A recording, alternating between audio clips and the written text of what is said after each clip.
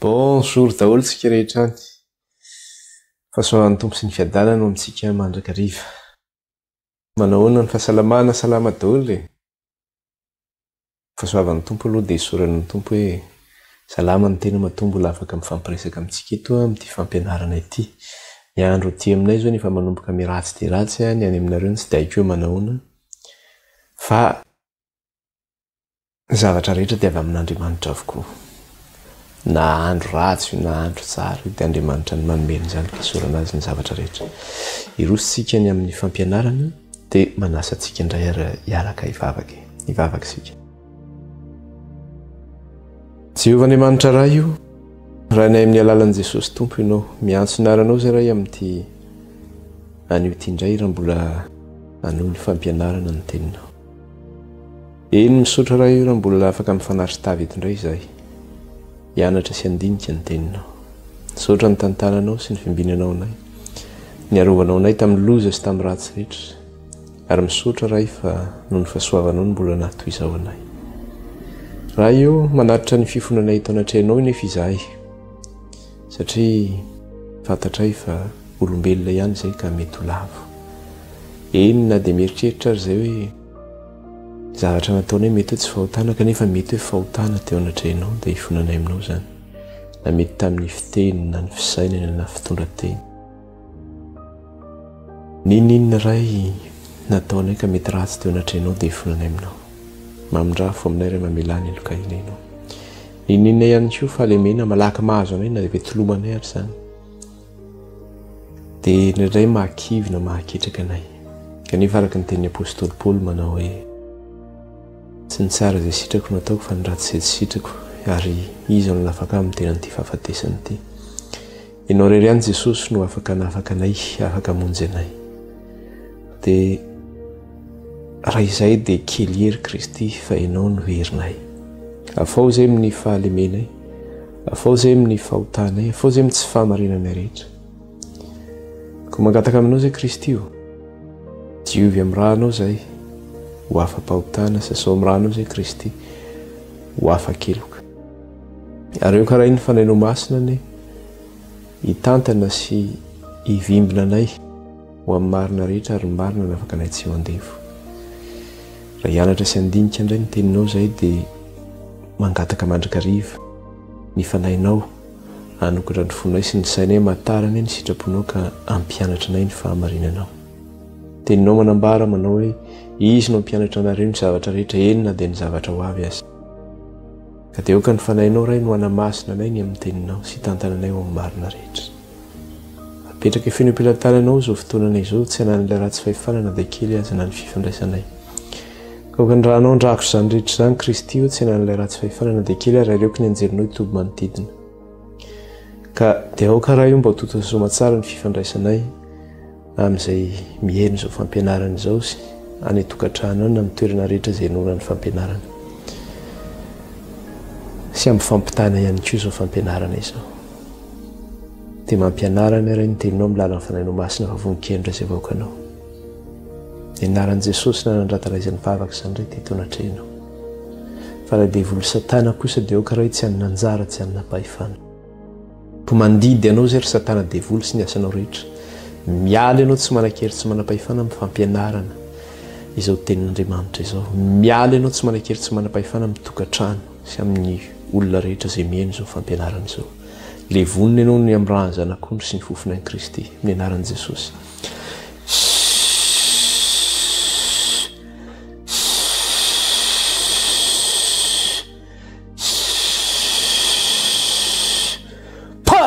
Rafy Satana ny amin'ny rahan'ny zanak'ondry sy ny fofonan'i Jesosy tsy manan-kery tsy manam-pahefana amin'ny fampianarana ny tenin'Andriamanitra. Tsy manan-kery tsy manam-pahefana amin'ny vahoaka izay mihaino izao fampianarana izao. Tsy manan-kery tsy manam-pahefana amin'ny fifandraisana any tokantrano rehetra any. Tsy raina ny anaranao ray karazay ny anaranao ray. Fa ilay devoly Satana kosa dia efa valy faresika tsy manana anjara aminay. Voaka ilay nahandro voninahitra ao no toetra aminay. Dia mitenena ray fa vonin-kendra izay vahoakanao. Ary ho an'izay marary Jesosy io dia mbola mangataka aminao izay mamindrafo amin'izy ireny ny tokantrano ianao sy amin'ny toerana izay noho ny fampianarana. Aoka Kristy, ianao efa nihaino ny fitarainan'izy ireo ka raha mivavaka izy miteny ny aretina ny tokantrano izay mahazo azy na mametra tanany amin'ny aretina izay mahazo azy dia aoka Jesosy tompo ianao amindra fo ka le dia kapoka taminao ny anasitrananao izay aretina voatonona teo na ametrahana tanana ny tokantrano any ka dia ho sitrana ny aretina mandidy ny aretina rehetra izay voatonona tany tokantrano tany izay ametrahana tanana ny tokantrano any amin'ny anaran'i Jesosy tompo sy ny dia kapoka taminy sitrana izany aretina izany amin'ny anaran'i Jesosy tompo sy ny dia kapoka taminy sitrana izany aretina izany dia raina ny anaranao raha io dia raina ny anaranao Kristy io halleloia amin'ny anaranao Jesosy nandratana izany vavaka izany teto anatrehan'ilay Jehovah tompony maro amen. Irosoaritsika ny amin'ny fampianarana indray ny tenin'Andriamanitra izany ny zavatra izay niresantsika tamin'ny farany iny izany dia efa tafiditsika tamin'ilay resaka le hoe madio sy ny maloto izany ka ny zavatra niresantsika moa izany dia hoe niresakitsika ny amin'ilay resaka hoe ny fahavetavetana ny resaka le hoe abomination zany izay fahotana ny amin'ny resaka hoe fanompontsampy sy ny amin'ny fanaon'izao tontolo izao zay zany hitantsika tamin'ny resaka farany iny ary namarana antsika anazy dia mikasika le hoe ny olona ozy izy izay vetaveta zany na olona tia vola na miao anatin'ny fahalotona zany izay fanompontsampy zany zany rehetra zany sy filalaovan-dratsy rehetra zany ozy izy dia zao tsy manana anjara amin'ny fanjakan'Andriamanitra na amin'ny fanjakan'i Kristy dia hoy izy Andriamanitra manao hoe aoka nareo tsy hanana anjara amin'izy ireny ozy izy tsy hanana anjara amin'izy ireny satria ny tanjon'Andriamanitra amintsika zany dia zao hoe mba hahatonga antsika ho inona mba hahatonga antsika ho firenena masina zany eo anatrehan'Andriamanitra ka misy tiako iverenana kely le teny resantsika farany iny fa misy teny mantsy eo anatin'izy iny eo amin'ilay Efesianina 5 verena kely fotsiny alohan'ny hijerentsika le hoe firenena masina zany Efesianina 5 dia ny andininy 7 ka hatramin'ny 7 no novakitsika izany Efesianina 5 dia ny andininy 7 ka hatramin'ny 7 dia zao nivaky ny teny amin'ny anaran'i Jesosy manao hoe fa ny fijangajangana sy ny fahalotona rehetra na ny fieremana dia aza vela ho tononona eo aminareo akory aza fa tsy mahamendrika ny olona masina izany na fahavetavetana na resaka fahadalana na vosi-dratsy izay tsy tokony atao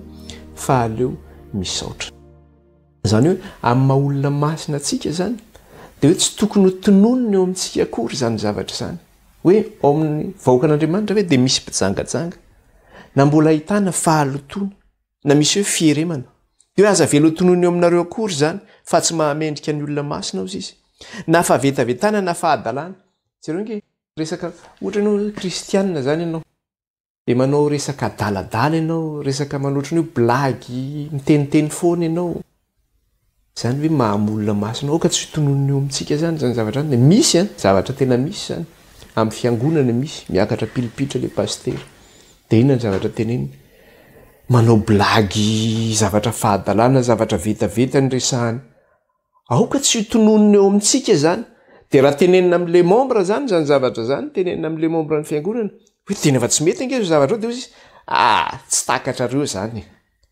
tanareo zany raha vao misy zavatra oatra zany zany dia lasa ohatrany hoe afenina le zavatra tenenina hoe tsy hoe misy heviny ange zany fa tsy takatrareo ny tiana tenenina amin'izany nefa zavatra fahadalana zany zany zavatra zany rehefa zavatra fahadalana zany dia tonga pointena du doigt mihitsy hoe fahadalana zany zavatra zany fa tsy hoe afenina ohatrany amin'le resaka fianakaviana ihany hoe ny adalan'ny tena rakofan-damba rehefa adala dia adala tsy efa tsy mety dia tena hoe tsyna tsy mety io fa tsy hoe rakofan-damba afenina hoe atao akory moa ty zavatra ty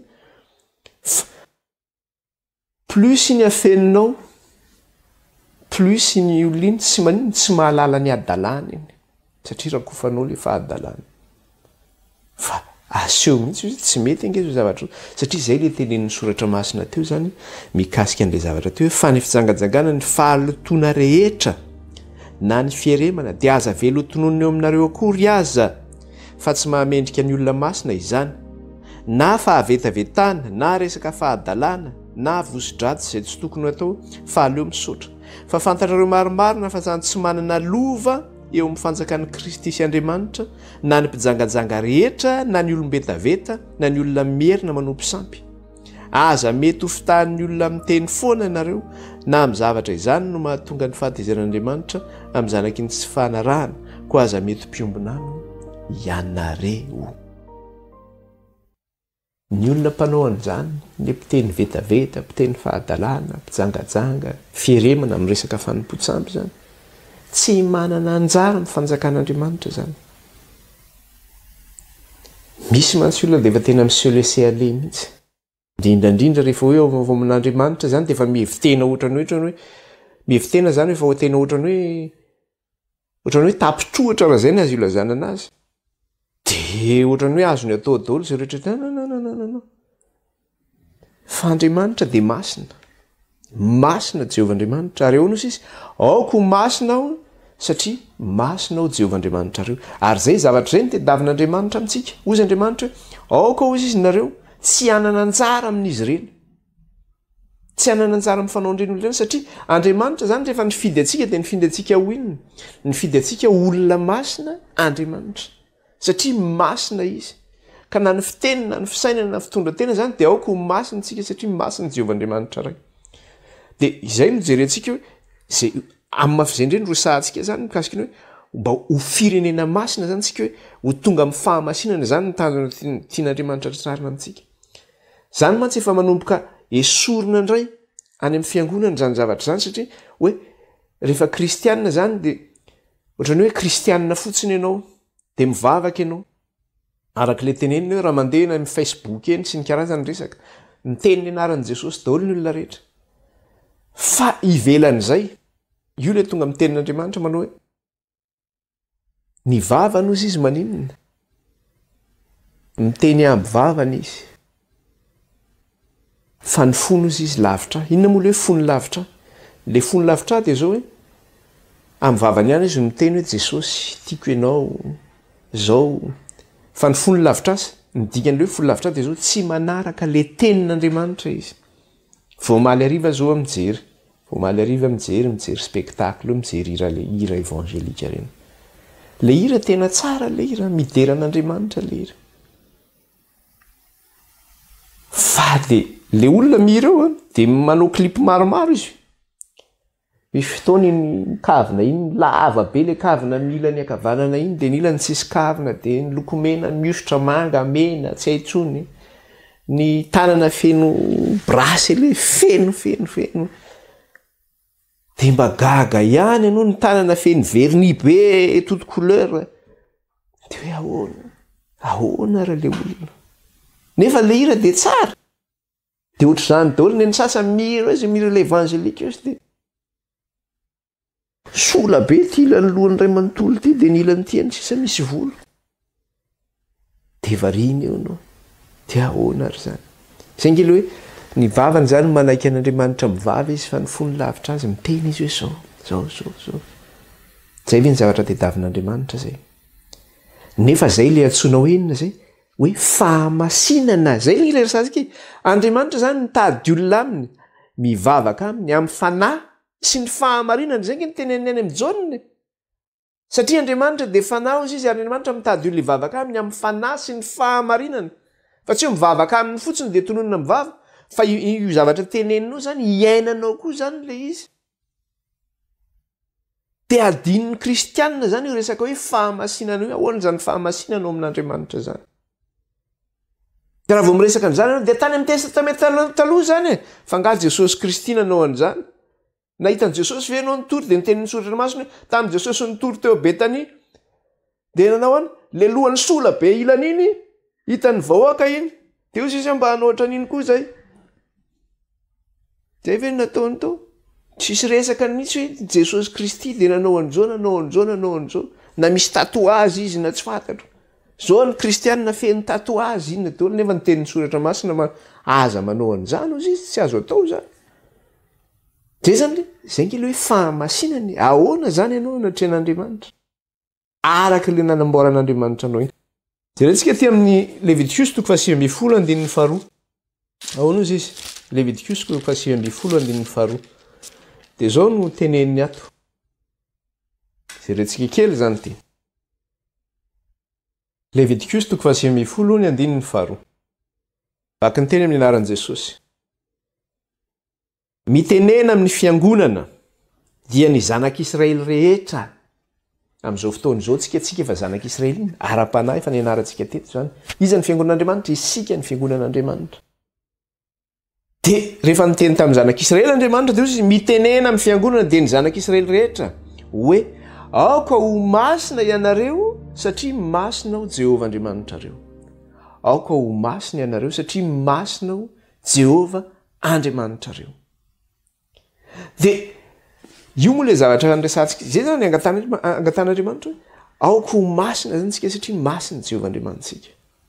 Na amin'ny fitondran-tena zany io, na amin'ny fisainana zany io, na amin'ny fiteny zany io.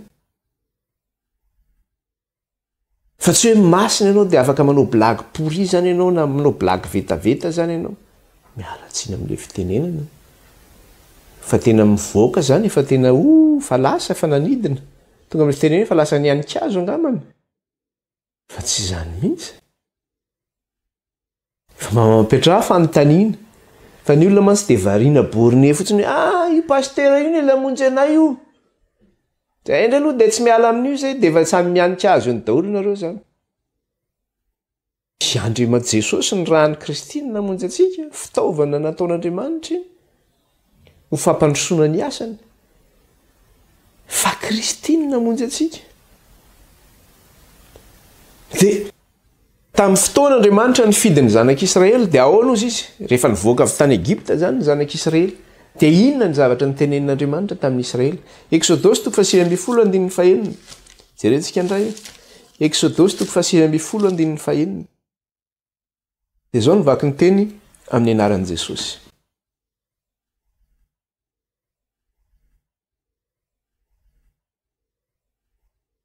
Exodosy 9:1. Vakitsika mihitsy manomboka eo amin'ny 5 sy ny 5. 5 sy ny 5. Koa ankehitriny raha iain'ny feoko tokoa ianareo ka hitandrina ny fanekeko dia ho rakotra soahy mihoatra noho ny firenena rehetra ianareo. Fa ahy ny tany rehetra. Dia ahoana izy 5? Dia ho fanjakam-pisorona sy ho firenena masina ho ahy ianareo, ireo tenin'ireny ho lazainareo amin'ny zanak'Israely. Dia ho fanjakam-pisorona sy ho firenena masina ho ahy ianareo. Rehefa nifidy ny zanak'Israely zany Andriamanitra. Dia zao nifidy an'Israely izy ho ataon'Andriamanitra ho fanjakam-pisorona. Inona moa zany hoe fanjakam-pisorona zany? Fanjakana mpivavaka zany amin'Andriamanitra. Fanjakam-pivavaka, fanjakam-pisorona sy ho firenena masina ho ahy ianareo. Zany hoe nifidy vahoaka zany Andriamanitra. Vahoaka masina no fidian'Andriamanitra. Ary ahoana no mahatonga ilay vahoaka ho masina eo anatrehan'Andriamanitra? Dia eo amin'ny 5 izy miteny an'izay. Ahoana izy? Koa ankehitriny raha iain'ny feko tokoa ianareo ka hitandrana ny fanekeko dia ho rakotra soa ahy mihoatra noho ny firenena rehetra ianareo. Raha miain'ny feko ianareo ka hitandrana ny fanekeko. Izay zany mahatonga anao iny, mahatonga anao firenena masina zany zay. Miain'ny fiain'Andriamanitra dia mitandrana ny fanekena. Fa tsy hoe manao izay tiako ataony dia izay mamasina amin'ny izay tena tiako atao. Izay zany ilay hoe mandrefy ny tempoly zany tsika. Mametraka ilay refy eo amin'ny tempoly. Hoe ao anatin'ilay refin'Andriamanitra ve ianao? Miain'ilay feon'Andriamanitra ve ianao? Mitandrina ilay faneken'Andriamanitra ve ianao? Raha tafiditra ao anatin'izay zany ianao dia manina tafiditra ao anatin'ny faneken'Andriamanitra zany ianao. Ary iny ianao olona masina zany ianao, fanjakam-pisorona eo anatrehan'Andriamanitra. Miaraka zany ireo. Fa tsy hoe masimasina ho azy samy mandeha amin'izay tiany ataony ny olona anankiray. Izany. Ahoana indray koa izy Andriamanitra rehefa nifidy ny vahoakany izy tamin'ny alalan'i Jesosy Kristy. Rehefa nifidy antsika indray zany Andriamanitra tamin'ny alalan'i Jesosy Kristy, dia ahoana koa izy Andriamanitra? Tamin'ny nifidy ny zanak'Israely zany izy niteny manao hoe ho fanjakam-pisorona ho ahy ianareo sy firenena masina hozy izy. Dia rehefa nifidy ihany koa atsika Andriamanitra tamin'ny alalan'i Jesosy Kristy dia ahoana hozy izy? Petera 1:2. Petera 1:2. Petera 1:2. Ny anaran'i Jesosy. fa ianareo kosa dia taranaka voafidy fanjaka mpisorona firenena masina olona nalain'Andriamanitra ho an'ny tenany mba ilazanareo ny hatsarany ilay niantso anareo hiala amin'ny maizina ho amin'ny fahazavany mahagaga. Nofidian'Andriamanitra zany tsika ohatra ny zanak'Israely nofidian'Andriamanitra. Nesorin'Andriamanitra ny zanak'Israely teo nivony jentilisa, nesorin'Andriamanitra koa tsika tamin'ny fanaontsika fahiny, tamintsika mbola isan'ny jentilisa. Nofidian'Andriamanitra tsika dia nataony inona tsika? Fanjaka mpisorona, firenena masina, olona nalain'Andriamanitra ho an'ny tenany mba ilazantsika ny hatsaran'ilay niantso antsika tamin'ny fahamaizinana ho amin'ny fahazavany mahagaga. Zany hoe tsy hoe any amin'ny testamenta taloha ihany zany hoe fanjaka mpisorona sy firenena masina zany, fa aty amin'ny testamenta vaovao koa zany tsika rehefa fidian'Andriamanitra dia mitovy ihany satria Andriamanitra ray ihany nge ny Andriamanitsika fa tsy niova ny Andriamanitra. Movy Andriamanitra miteny zao no ataonareo dia zao indray no ataonareo. Andriamanitra ray ihany ho fanjaka mpisorona sy ho firenena masina. Zay ihany koa ny fidian'Andriamanitra antsika, mba ho vahoaka masina zany tsika eo anatrehan'Andriamanitra.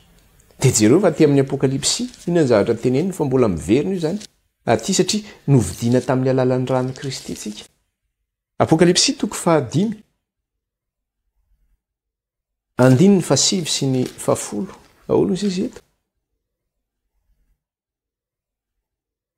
Andininy 7 sy ny 10. Ary ira firam-baovao izy ka hanao hoe ianao no mendrika haka ny boky sy amanotomboka seny fa vaovono ianao ary ny rahanao no nanavotanao an'Andriamanitra, olona avy tamin'ny fokom-pirenena rehetra sy ny samihafa fiteny sy ny olona ary ny firenena rehetra. Ary efa nataonao fanjakana sy mpisorona ho an'Andriamanitra ireo ary manjaka ambony tany.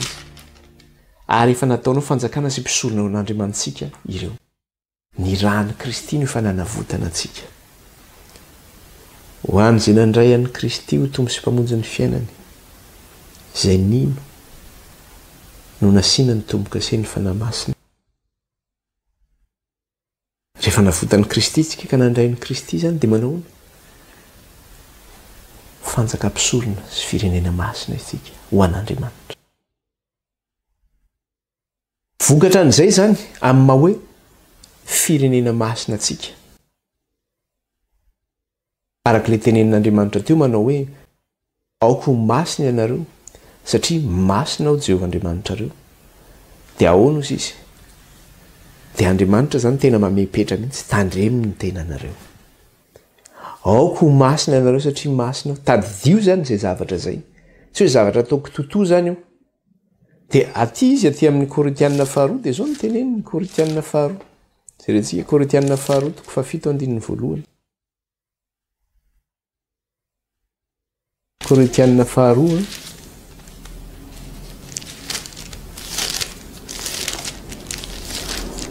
7 teny 1. Dia ahoana ozy izy? Koa raha manana ireo teny fikasana ireo isika ry malala dia aoka isika anadio ny tenantsika ho afaka amin'ny fahalotona rehetra na amin'ny nofo na amin'ny fanahy ka hatanteraka ny fahamasinana amin'ny fahatahorana an'Andriamanitra. Koa raha manana ireo teny fikasanareo isika ry malala dia aoka isika anadio ny tenantsika ho afaka amin'ny fahalotona rehetra na amin'ny nofo na amin'ny fanahy. Zany hoe eo ma tsy le ny olona zay zany le zavatra ny olona le miteny le hoe madio avokoa ny zavatra rehetra e, dia mivavaka amin'Andriamanitra izy. Rehefa avy eo izy mihinana le matsiro izy, mihinana le zava-betaveta tenenin'ny soratra masina aty izy. Le fahamasinana resana eto na amin'ny nofo na amin'ny fanahy. Misy ny olona le mivavaka amin'Andriamanitra izy ny lahady, tonga izy amin'ny andro hafa mamonjy famadihana izy, sady mivavaka amin'ny razana, mangatapitaina amin'ny razana, mivavaka amin'ny Zanahary.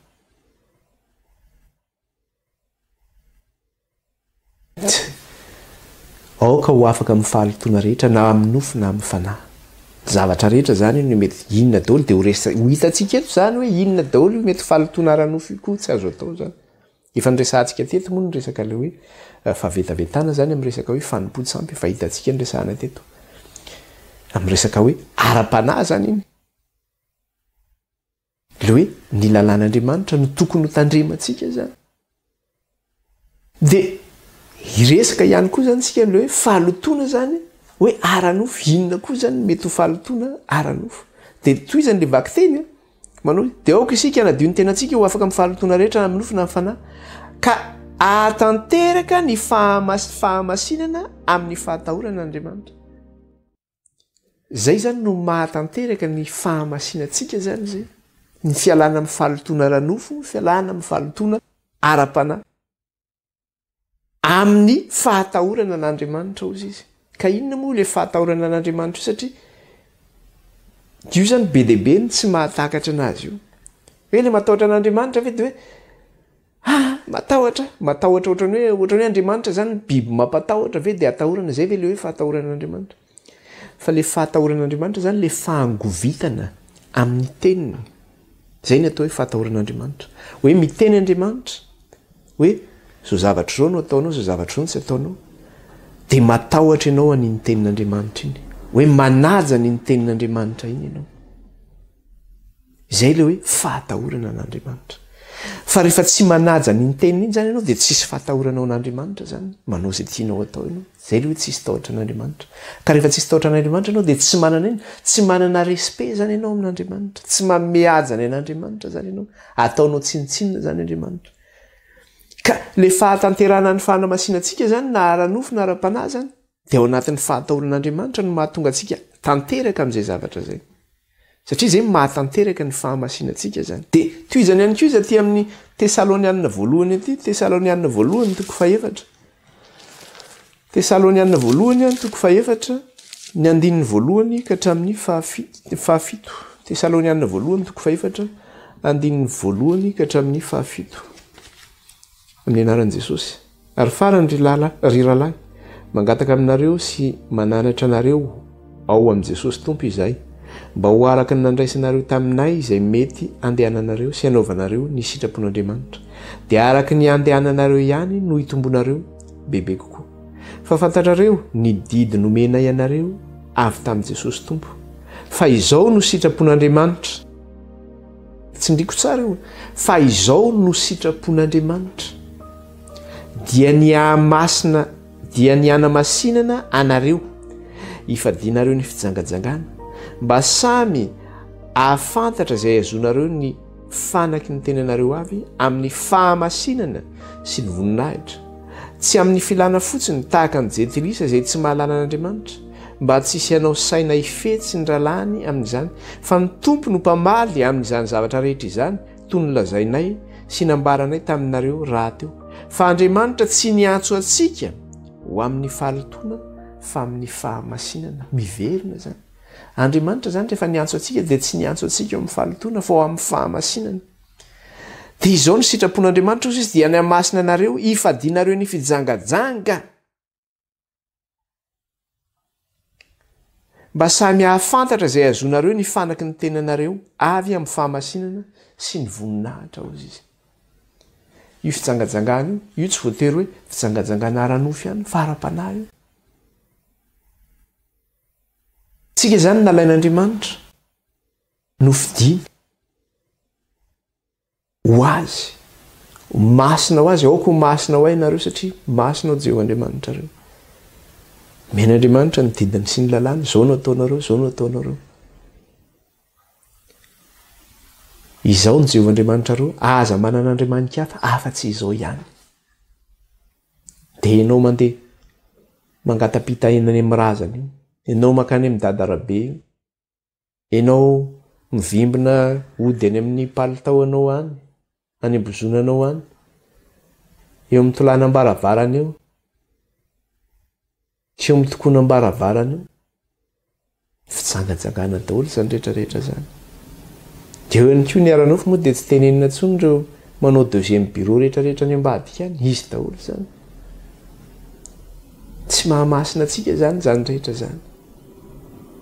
Ary Jesosy aza dia niteny mihitsy manao hoe ho an'ny lehilahy ozy izy raha mijery izy zany vehivavy mijery fotsiny hoe anao ila azy zany ao anatin'ny fony io dia efa mijangajanga ao-pony sady ozy izy na mbola tsy mikitika ary izy efa ao-pony izy dia efa mijangajanga zany zany dia efa fijangajangana sady zany. Ka na ny fomba fisainantsika zany dia diovina ny fomba fisainana. Ny zavatra jerentsika diovina satria mizavatra hita amin'ny masika koa mandoto atsika zany. Firy ny zavatra ratsy amin'ny televizion mandalo amintsika eo. Mila diovina ny zavatra jerena. Diovina ny zara-pidiry anatin'ny maso, amin'ny zavatra inon'ny sofina. Ny zavatra tenenin'ny vava, ny fomba fanao. Dia mbola ho hitantsika daholo zany moa na resaka hoe fitafina, ny resaka hoe sakafo hohanina sy ny sisa zany mbola ho hitantsika daholo mikasika an'izay zavatra izay aizany. Vokatra an'izay zany tsika satria hoe natsoan'Andriamanitra tsika tsy ho amin'ny fahalotoana ozy izy teo fa amin'ny fahamasinana. Ka rehefa natsoan'Andriamanitra ho amin'ny fahamasinana itsika dia natokan'Andriamanitra zany tsika. Tahaka ny fidian'Andriamanitra ny zanak'Israely tsy ho isan'ny jentilisa. Dia rehefa natokana zany tsika dia zao natokana amin'iny tsika mba tsy hitovy amin'ny fanaon'izao tontolo izao tsony zany ny fomba fanaontsika. Hafa zany ny fomba an'Andriamanitra, hafa ny fomba amin'izao tontolo izao. Zany hoe tafasaraka amin'izao tontolo izao zany tsika satria an'Andriamanitra isika. Dia rehefa tafasaraka amin'izao tontolo izao tsika dia ahoana ozy izy Korintianina faharoa ato. Jerentsika Korintianina faharoa toko fahenina andininy faefatra ambin'ny folo sy ny fito ambin'ny folo. Korintianina faharoa toko fahenina andininy efatra ambin'ny folo sy ny fito ambin'ny folo. Dia ahoana ozy izy? Aza mety asiana zioga tsy atonina anareo hikambanana amin'ny tsy mimy. Fa inona ny iraisan'ny fahamarinana sy ny fahalitoana? Ary inona ny ombonan'ny mazava sy ny maizina? Ary inona ny fanarahan'ny Kristy sy Beliala? Ary inona ny iraisan'ny anjaran'ny mino sy ny tsy mino? Ary inona ny hikambanan'ny tempol'Andriamanitra amin'ny samby? Fa isika ny tempol'Andriamanitra velona araka nataon'Andriamanitra hoe onona eo aminy aho sy andeha eo aminy ary ho andriamaniny aho ary izy oloko. Koa mivoa eo aminy ianareo ka misara aminy io Jehova ka aza manendry izay zavatra tsy madio ary izao dia andray ianareo. Io zany tena mazava mihitsy. Raha miresaka ianao ny testamenta taloha zany inona zavatra resahantsika io? Aty amin'ny testament vaovao itsika no miresaka. Aty amin'ny epistily itsika no miresaka an'izany. Nizao ny kristianina rehetra sady miteny. Ianao kristianina dia manambady mialatsina amin'ny fitenenana. Manambady tsy mino ianao zany. Le vadinao nefa manimbazimba le fivavahanao. Dia rehefa sarahana tenenina dia melona aza manambady an'io fa tsy mety ange. Ka tiako ange izy, za ange zao e. Dia eo ianao, dia ahoana? Natokan'Andriamanitra isika. Misara ozy izy, zay nge le zavatra teneniny teo. Zay le zavatra averiko tsara l'izy teo. Aza mety asiana zioga tsy atonina anareo hikambanana amin'ny tsy mino ozy izy. Ianao mino. Fa inona ny iraisan'ny fahamarinana sy ny fahotana? Olona mpigioka, mpifoka, mpiloka, mpiteny vetaveta, mpanao faharatsiana rehetra, na mety mpijangajanga, na mety mpimamo, na mety maninona koa zany, manompo sampy. Dia ianao miditra amin'izany. Ahoana iarahanao amin'izany zavatra izany? Na zavatra anankiray koa, ohatra anankiray hoe ianao kristianina dia manambady olona manompo sampy ianao ohatra zany izy mivavaka amin'ny sampy ianao mivavaka amin'Andriamanitra. Hoe izay mifankatia fotsiny fa izy manana fivavahana zany. Tsy azo atao zany.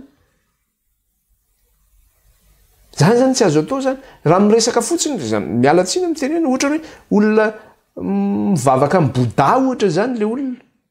Dia ianao kristianina dia izy manana ny fivavahana. Tsy azonao atao zany. Fa inona ny finoanao? Finoanao dia zao kristianina ianao. Kristy ny tomponao ary Jehovah Andriamanitra no Andriamanitra ao, izy irery ihany no Andriamanitra. Ary Kristy no tompontsika sy mpamonjy antsika. Inona ozy izy ny ombonan'ny iraisan'ny fahamarinana sy ny fahotana? Inona ny ombonan'ny mazava sy ny maizina? inona ny fanarahan'ny Kristy sy Beliala hoe Kristy tompo Jesosy tompo Andriamanitra, Beliala Andriamanitra ny sampy. Inona ny ikambanan'ny Kristy amin'izany zavatra izany? Inona ny araisan'ny anjarany mino sy ny tsy mino, tsy miaraka izany? Toy izany ihany koa ilay teny. Inona ny ikambanan'ny tempolin'Andriamanitra amin'ny sampy? Iza ny tempolin'Andriamanitra? Isika nge tempolin'Andriamanitra. Tejereo fa ireo izay nandoto ny tempolin'Andriamanitra teo amin'ny testamenta taloha dia nisombain'Andriamanitra koa ireo nandoto ny tempolin'ireo. Itsika ny tempolin'Andriamanitra dia ny tenin'Andriamanitra koa milaza manao hoe izay manimba ny tempolin'Andriamanitra dia mba ho sombain'Andriamanitra koa izy. Dia amin'iny amin'ny fanaovantsika an'io tempolin'Andriamanitra tsika nefa maninona? Manao zavatra tsy manjary, miaraka amin'ny tsy mino. Dia tsy mety zany. Inona ny raiky ambanan'ny tempolin'Andriamanitra amin'ny sampy? Fa isika ny tempolin'Andriamanitra velona araka nataon'Andriamanitra hoe onona eo aminy eo sy andeha ho aminy ary ho andriamaniny eo ary izy oloko. Mandrefy ny tempolo iny antsika eto. Fandrefesana ny tempolo ataontsika eto. Koa mivoa eo aminy ianareo ka misy rano Jehova ary aza manendry izay tsy madio ary izao dia andrainareo. Mivoa eo aminy ianareo. Aza manendry izay tsy madio izy dia mandray anareo Jehova Andriamanitra. Mivoa eo aminy ianareo dia andrainareo. Misy teny kely ny teneniny teo manao hoe eo amin'ilay andininy voalohany iverenako farany fotsiny. Eo amin'ilay hoe andininy fefatra amby folo. Aza mety asiana zioga tsy atonina anareo ikambananareo amin'ny tsy mino. Amin'ny teny frantsay moa ny tenenana azy io dia hoe ne vous mettez pas avec les incirconcis. Ny incirconcis hoe tsy voafora ozy izy zany.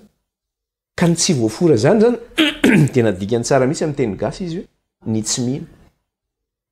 Ka inona moa ilay tsy mino? Ny olona tsy mino zany dia zao hoe tsy ao anatin'ilay fanekena ao amin'Andriamanitra zany io olona tsy mino. Tsy niditra amin'ny faneken'Andriamanitra zany io olona io. Tsy vahoaka voafidy zany io olona io. Ahoana no ikambananao amin'izany? Satria ny olona atao hoe circoncis na hoe ny olona voafora zany dia zao olona tafiditra ao anatin'ny faneken'Andriamanitra. Ao anatin'ny faneken'Andriamanitra zany misy ny lalàna ao mife, misy fitsipika ao, misy didy ao, mife. Kanefa ny olona iny tsy voafehin'izay zavatra zay. Safady tsy voafehin'izay zavatra zay dia zao mahatonga anao tsy masina zany zay. Ary na ny zanakao ara zany dia maninona koa tsy masina koa ny zanakao satria voaloto amin'izay fotoana zay. Eo amin'ny andininy fahavalo amby folo izy ny amaranany azy dia ahoana izy? Andininy fahavalo amby folo toko fahenina dia ny andininy fahavalo amby folo. Ary orainareo aho ary ianareo zanako lahy sy zanako vavy o Jehova tsy toa. Mivoa ianareo izy izy aza miombina aminy dia andray ianareo aho izy Jehova Andriamanitra. Orainareo aho ary ianareo zanako lahy sy zanako vavy o Jehova tompony maro. Na dia eo aza nefa izany zavatra izany satria hoe atokan'Andriamanitra no fidian'Andriamanitra tsika ho azy. Dia zany akory tsy midika hoe andeha hiaina ohatrany hoe any amin'ny monastera reny zany tsika. Any amin'ny toerana mikizo any dia ao daholo zany tsika kristianina rehetra mipetraka dia miainao tsika zany tsy miara-miaina amin'izao tontolo izao fa tsy izay mihitsy ilay izy. Andriamanitra naniraka antsika hiaina amin'izao tontolo izao satria ho vavolombelona tsika, ho fahazavana eo anivon'izao tontolo izao tsika hitory arak'ilay teneny teo hoe nalain'Andriamanitra ho azy mba ilazantsika ny hatsaran'ilay ny antso antsika amin'ny fahamezinana ho amin'ny fahazavany mahagaga. Zany hoe ilazantsika manodidina antsika zany io fahazavana io. Ka eo anivon'izao tontolo izao zany tsika napetrak'Andriamanitra amin'izy io mba ahafahantsika milaza ny fahazavana io fa zao kosany tsy manao ny fanaony tsika fa mijoro ho vavolombelona hoe zany ny zanaky ny mazava zany. Tsy mitovy amin'ny zanaky ny zanaky ny fahamaizinana, tsy mitovy zay zavatra zay. Dia zay mihitsy ilay tenin'ny Kristy ao amin'ny andininy fafito ao amin'ny Jaune toko fafito amby folo azafady ao amin'ny Jaune toko fafito amby folo dia zay ny tenin'ny Kristy. Ilay hoe tsy hanesorana antsika zany eo anivon'izao tontolo izao dia ny andininy fahadimy amby folo ka hatramin'ny fahafito ambin'ny folo ka fahasivy ambin'ny folo. Jaune toko fafito amby folo ny andininy dimy amby folo ka hatramin'ny fahasivy ambin'ny folo. Jaune toko fafito amby folo andininy fahadimy amby folo ka hatramin'ny fahasivy amby folo. dia hono izy Jesosy izaho tsy mangataka aminao zany hoe Andriamanitra Jesosy zany mivavaka amin'Andriamanitra dia hozy izy izaho tsy mangataka aminao mba hampiala azy amin'izao tontolo izao fa ny mba hiaro azy amin'ny ratsy tsy naman'izao tontolo izao izy tahaka tsy naman'izao tontolo izao manamasina azy amin'ny fahamarinana ny teninao ny fahamarinana Kristy zany tsy nangataka mihitsy hoe esory amin'izao tontolo izao izy fa ny zavatra nataon'ny Kristy dia zao hoe mba hiarovan'Andriamanitra azy amin'ny ratsy eo anivon'izao tontolo izao satria tenenin'ny Kristy mihitsy manao hoe izy ireo tsy naman'izao tontolo izao tahaka tsy naman'izao tontolo izao zany Jesosy zany dia tsy naman'izao tontolo izao mihitsy Jesosy miteny eto hoe ireo izy tsy naman'izao tontolo izao tahaka tsy naman'izao tontolo izao Jesosy zany tsy naman'izao tontolo izao mihitsy tsy mpiombona amin'izao tontolo izao mihitsy Jesosy ka ho antsika kristianina izay mpiombona amin'izao tontolo izao mifomban'izao tontolo izao sy ny fetin'izao tontolo izao sy ny fahadalan'izao tontolo izao nefa ianao milaza ho kristianina dia ireny ilay tenen'ny Kristy manao hoe ity firenena ity dia manaja amin'olona fa ny fony lavitra dia miteniteny fotsiny amin'ny vavana izy fa ny fony lavitra satria nahoana Jesosy tsy naman'izao tontolo izao nefa izy naman'izao tontolo izao maro ny zavatra nianarantsika teto fanaon'izao tontolo izao ny fetin'izao tontolo izao nefa tonga any amin'ny fiangonana zany inona ny resantsika teto resakatsika ny resaka Noely zany fetin'izao tontolo izao nge zany Noely zany avaizany nevin'izany Noely zany efa nianarantsika teto zany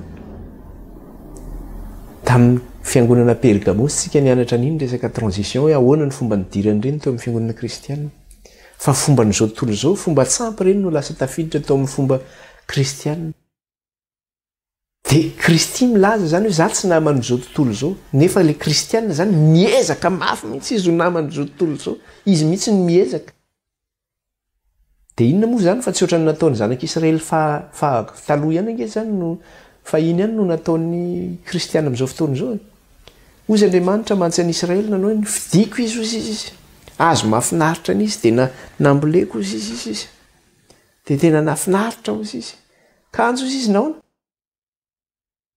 lasa nijery zavatra mahafinaritra hafa indray izy tery ankilany tery dia navelany nariny ozy izy olona tahaka an'izany ozy Andriamanitra dia tsy ho faisika ozy izy dia izany ny ataon'ny kristianina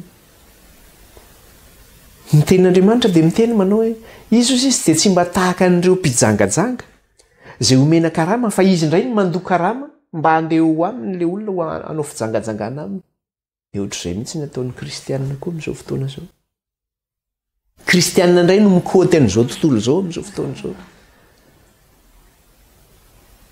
manao ny fanaon'izao tontolo izao dia vita ny manamary tena amin'iny ka inge anaovana asa fitoriana ahoana moa ny ahafahan'ny olona mitsofoka raha tso ianao mihitsy zany lasa jentilisa zany mba ahafahanao mitory amin'ny jentilisa nefa manao ny fanaon'izao tontolo izao anao ora olona manavaka ny masina sy ny tsy masina tsika mipetraka eo anivon'ny jentilisa fa tsy manao ny fanaon'ny jentilisa zavatra samihafa zay fa tsy hoe mipetraka eo amin'ny jentilisa tsika dia manao ny fanaon'ny jentilisa dia eto moa teny zany izy eto manao hoe Jesosy nilaza manao hoe izaho tsy naman'izao tontolo izao izy izy vakitsika kely eo amin'ilay andininy fahafito ambin'ny folo dia ahoana izy izy manamasina azy amin'ny fahamarinana ny teninao ny fahamarinana inona zany ilay fanamasinana antsika ilay tenin'Andriamanitra no manamasina antsika io zany no manamasina antsika isan'andro rehefa tsy ampy tenin'Andriamanitra antsika dia tsy ho masina antsika fa lavitsika eo anivon'izao tontolo izao dia farany ho Kristy manambara manao hoe tahaka ny naniranao ahy amin'izao tontolo izao no mba nirako azy kosa amin'izao tontolo izao ny rana zany tsika anivon'izao tontolo izao anambara ny fahamarinan'ilay niantso antsika tao anatin'ny fahamazinana ho amin'ny fahazavany mahagaga izany manamasina azy amin'ny fahamarinana ny teninao ny fahamarinana iresaka ny fahamarinana io zany tsika eto amin'inona no anamasinana antsika le fahamarinana no anamasinana antsika dia ohatr'izay koa tany amin'ny testamenta taloha rehefa nifidy ny zanak'Israely Andriamanitra dia io no nanamasinan'Andriamanitra ny zanak'Israely manao hoe tandremo ny didiko tandremo ny lalako tandremo ny teniko izany no manamasina anareo Exodosy 7:15 Exodosy 7:15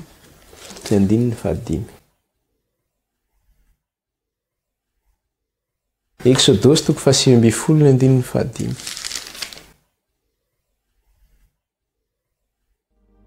koa ankehitriny raha iain'ny feoko tokoa ianareo ka hitandrina ny fanekeko dia ho rakotra soa ahy mihoatra noho ny firenena rehetra ianareo fa ahy ny tany rehetra efa nivakitsika kely teo izy io koa ankehitriny raha iain'ny feoko tokoa ianareo ka hitandrina ny fanekeko dia ho rakotra soa ahy ianareo raha miain'ny feoko ianareo ka mitandrina ny fanekeko dia ho rakotra soa ahy ianareo zany hoe raha mitandrina ny teniko ianareo mitandrina ny didiko ianareo dia ho rakotra soa ahy ianareo dia toy izany ihany le vakiteny dia ho rakotra soa ahy mihoatra noho ny firenena rehetra ianareo fa ahy ny tany rehetra ho rakotra soa ahy ianareo izy amin'ny teny frantsay ny teny anany azy dia hoe vous m'appartiendrez entre tous les peuples ho ahy ianareo izy eo anivon'ny firenena rehetra nareo ny vahoakako ho ahy ianareo Levitikos 20 eo akaiky eo ihany fa tsy lavitra 9:20 sy 3:20 Levitikos eo akaiky eo ihany tsika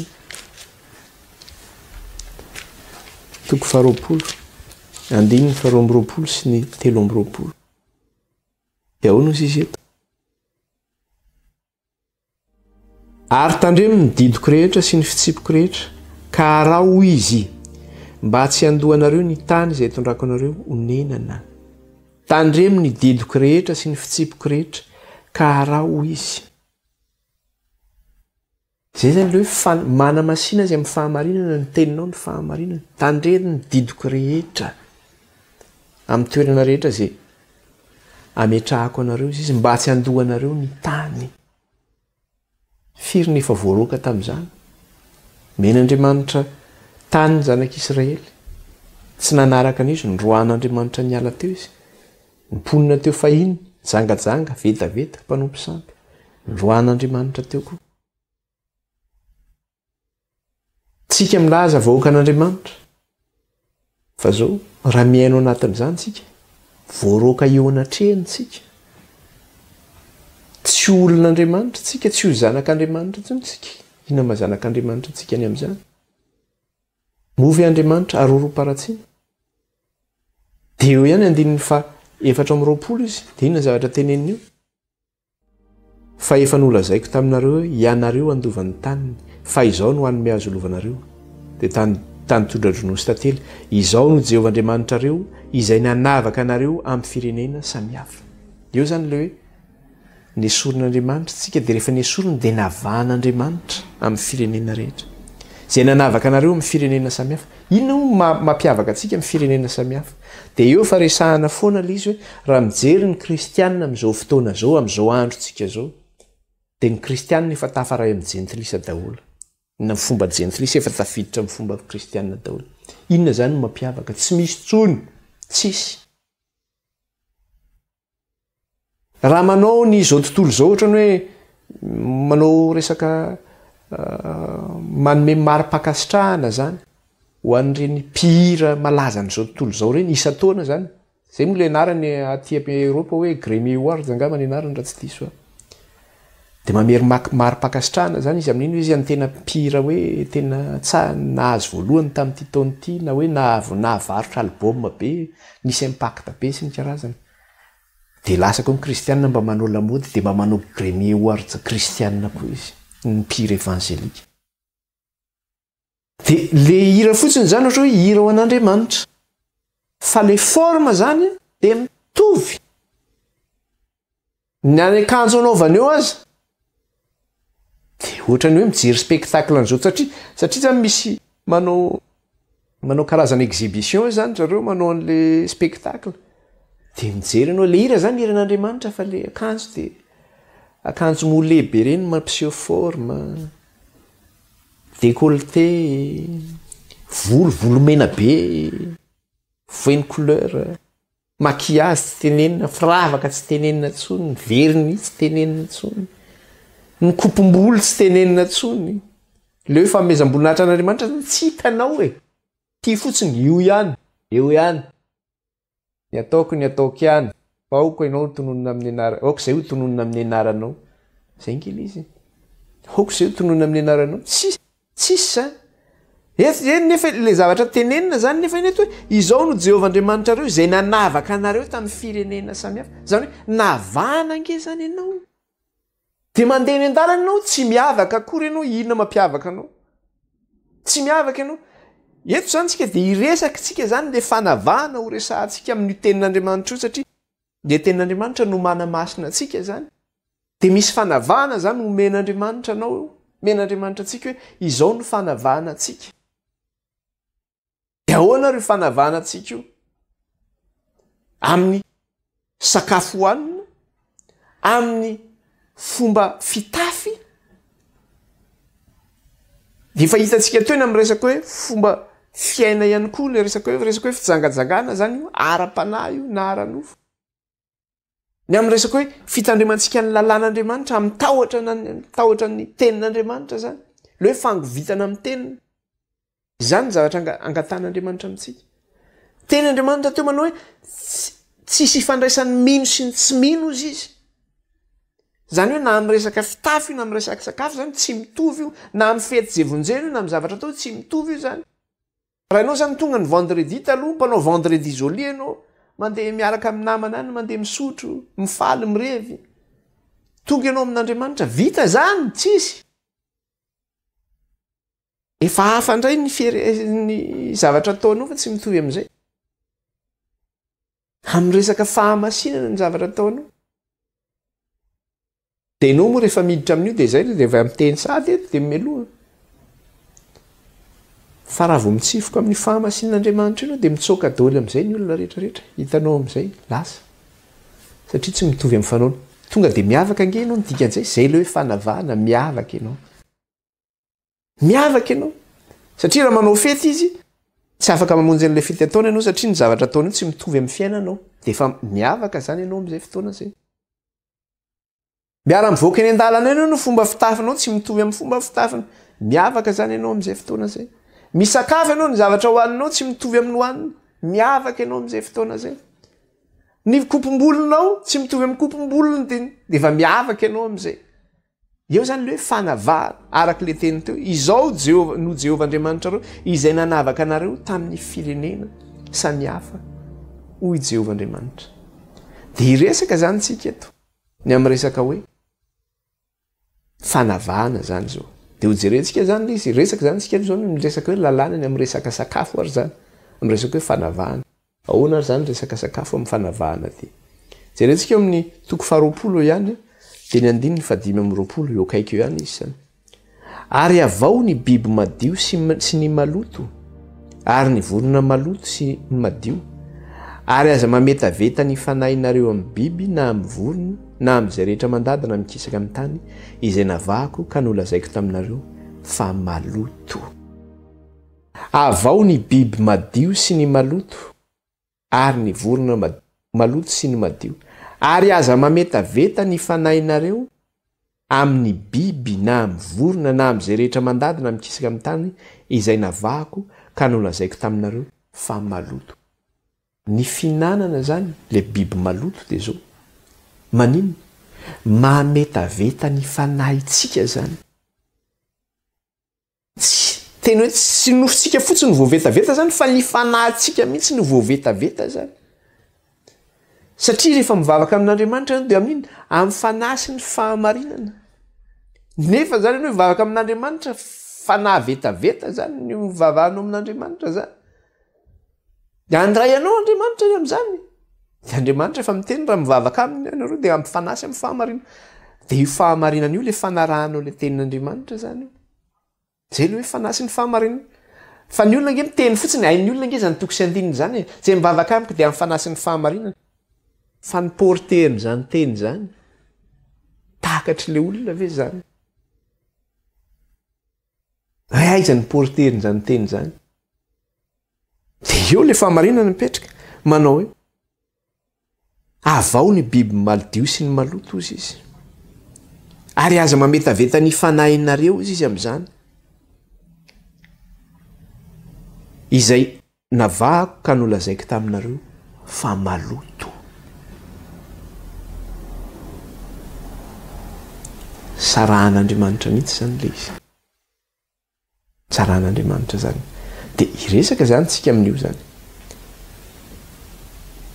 fa zao tapitra ny fotoanatsika toizantsika indray zany io amin'ny lesona manaraka sitrapon'Andriamanitra amin'iny arivo indray tsika manao azy mivavaka sika hisaotra an'Andriamanitra re Tompo iray masina sy tsara indrindra hisaotranao zahay raha afaka nianatra sy nandinika ny teninao mana-masinana irainy amin'ny teninao ny teninao ny fahamarinana voninahitra ho anao raha io nitera ho anao nihaja ho anao ka raha mbola nohy ny fianarana ny teninao zahay amin'iny ariva iny de meonay ny hery sy ny fotoana fanay manatoto sy manatanteraka izany ary ako masina izay satria masina ianao inaran'i Jesosy nanratana izany vavaka izany ray teto anatrehanao alleloia amen soratsika ny tompo izay lesona zay toizantsika indray ny amin'ny tapany ariva izany baibai daholo tsika rehetra ray